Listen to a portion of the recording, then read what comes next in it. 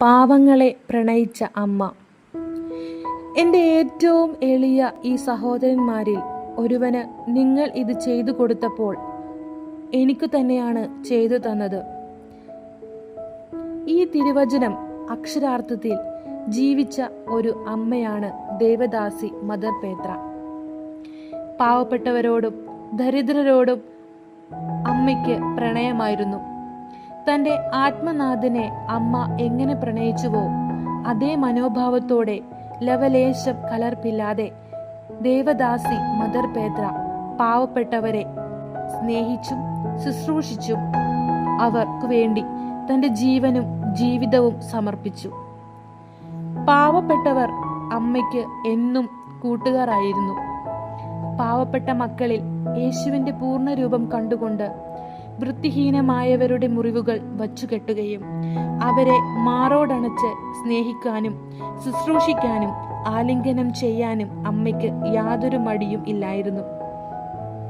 പാവപ്പെട്ടവരോട് നീതിയോടും കരുണയോടും ഏറെ വാത്സല്യത്തോടും ഇടപെടുകയും അവരുടെ ആവശ്യങ്ങൾ നിറവേറ്റുകയും അവരെ സ്വയം പര്യാപ്തതയിലേക്ക് കൊണ്ടുവരാൻ ഏറെ പരിശ്രമിക്കുകയും ചെയ്തവൾ. പാവപ്പെട്ടവരിൽ ദാരിദ്ര്യഗന്ധം അനുഭവിച്ചവൾ.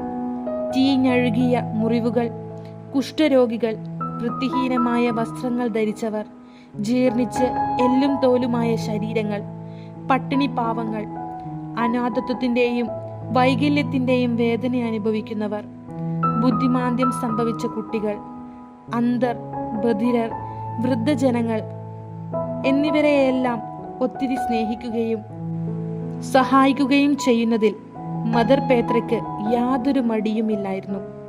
കാരണം ഇവരെല്ലാം അമ്മ ദരിദ്രനായ യേശുവിൻ്റെ മുഖം കണ്ട് അവരെ പ്രണയിച്ചിരുന്നു.